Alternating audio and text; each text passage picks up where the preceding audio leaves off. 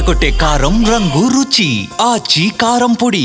ఒకప్పుడు బడిలో పిల్లల్ని బెత్తం పట్టుకుని కొడితే సైలెంట్ అయ్యేవారు. మారిన కాలంలో పిల్లలు ఇప్పుడు ఊరుకుండడం లేదు. అలాంటిది రాజకీయ నేతలు గమ్మున ఎలా ఉంటారు? ప్రస్తుతం అదే జరుగుతుందట. మంత్రి నారాయణ ప్రాతినిధ్యం వహిస్తున్న నెల్లూరు సిటీ నియోజకవర్గంలో మంత్రి తమ పక్కన ఉంటూ అవినీతి అక్రమాలకు పాల్పడుతున్న నేతలకు పెట్టే చివాట్లతో వారు పక్కుమంటున్నారట. 5 ఏళ్లు అష్ట కష్టాలు పడ్డా అధికార పార్టీలో ఉంటే కాస్త సంపాదించుకోవచ్చు అనుకుంటే మంత్రి క్లాసులు ఏంట్రా బాబు అని తెగ ఇదైపోతున్నారట. నారాయణపై లోలోన కసుబుసులాడుతున్నారట. ఇంతకీ మంత్రి నారాయణ ఇలాకాలోని టీడీపీలో ఏం జరుగుతుంది? ఏపీ మున్సిపల్ శాఖ మంత్రి పొంగూరు నారాయణ. ఆయన వ్యాపారవేత్త కూడా. విద్యారంగంతో నారాయణ సంస్థలతో అడుగుపెట్టిన ఆయన ఆ రంగాన్ని శాసించే స్థాయికి ఎదిగారు. టీడీపీ అధినేత చంద్రబాబు నాయుడికి అత్యంత సన్నిహితుడిగా మారి రాజకీయాల్లో రాణిస్తూ రెండోసారి మంత్రిగా బాధ్యతలు నిర్వహిస్తున్నారు. అమరావతి రాజధాని నిర్మాణంలో నారాయణ కీ రోల్ పోషిస్తూ ప్రభుత్వంలోనే కీలకంగా మారారు.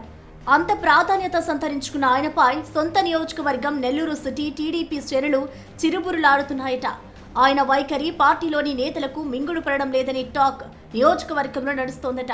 ఇటీవల ఆయన వరుసగా టెలికాన్ఫరెన్స్ నిర్వహిస్తూ తన వెంటే ఉంటూ అవినీతి అక్రమాలకు పాల్పడుతున్న సొంత పార్టీ నేతలకు క్లాసులు పీకుతున్నారట.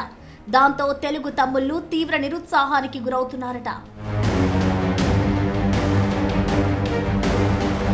ఇటీవల కాలంలో తరచూ నియోజకవర్గంలోని నేతలతో మంత్రి నారాయణ టెలికాన్ఫరెన్స్ నిర్వహిస్తున్నారు.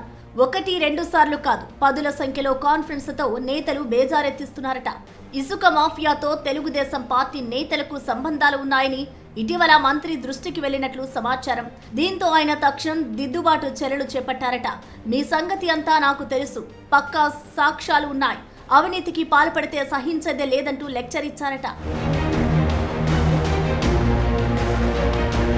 తెలుగుదేశం పార్టీ అధికారంలోకి రావడంతో గత 5 ఏళ్లు ఆ పార్టీకి దూరంగా ఉన్న నేతలతో పాటు వైసీపీ నేతలు కూడా సైకిల్ ఎక్కేందుకు క్యూలు కట్టారు. వారిలో కొందరిని బేషరతుగా, మరికొందరిని కండిషన్లతోనూ నారాయణ పార్టీలోకి తీసుకున్నారు.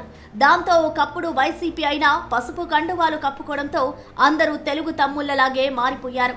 వారిలో కొందరు నేతలు ఏ పార్టీ అధికారంలోకి ఉంటే మనకేంటి అన్నట్లు డబ్బు సంపాదనకు ప్రాధాన్యత ఇస్తూ అందిన కాడికి సంపాదించుకుంటున్నారనే ఆరోపణలు గుప్పుమంటున్నాయట. ఇసుక మాఫియా, రేషన్ వ్యవహారంలో కూడా వారు తలలు దూర్చుతున్నారట. పోలీస్ స్టేషన్లలో పంచాయతీలు, సిటీ పరిధిలోని డివిజన్లలో సెటిల్మెంట్లు, ఇలా అన్ని వ్యవహారాల్లో తామే అయి వ్యవహరిస్తున్నారంటున్నారు. వైసీపీ నుంచి వచ్చిన వారే అత్యధికంగా ఇలాంటి పంచాయతీలకు, సెటిల్మెంట్లకు పాల్పడుతున్నారని మంత్రి నారాయణ దృష్టికి రావడంతో ఆయన దిద్దుబాటు చర్యలకు దిగారనే చర్చ నడుస్తోంది. తమదైన శైలిలో వ్యాపారంతో పాటు రాజకీయాలను కూడా విజయవంతంగా నిర్వహించే మంత్రికి ఇలాంటి నేతలతో పెద్ద తలనొప్పి వచ్చి పడిందన్న టాక్ వినిపిస్తోంది. అయితే క్లాస్ పీకించుకుంటున్న నేతలు లోలోన మదన పడడంతో పాటు మంత్రి నారాయణ వైఖరిపై గుర్రుగా ఉన్నారట. రాష్ట్రంలో అధికారం మారగానే తాము పార్టీ మారింది 4 రాళ్లు వెనకేసుకోవడానికే కదా అని సహచరులతో ఓపెన్ గానే చెప్తున్నారట. ఇలాంటి విషయాలు కూడా మంత్రి దృష్టికి రావడంతో సున్నితంగా మందలిస్తూ మంత్రి తనదైన శైలిలో నేతలకు డిసిప్లిన్ నేర్పించే ప్రయత్నం చేస్తున్నారట. అయితే సదరు నేతలు మాత్రం ఇప్పుడు కాకపోతే ఇంకెప్పుడు అన్నట్లు వ్యవహరిస్తున్నారట. మొత్తానికి మంత్రి నారాయణ టెలికాన్ఫరెన్స్లతో ఇస్తున్న క్లాసులు నెల్లూరు సిటీలో హాట్ టాపిక్ గా మారాయి.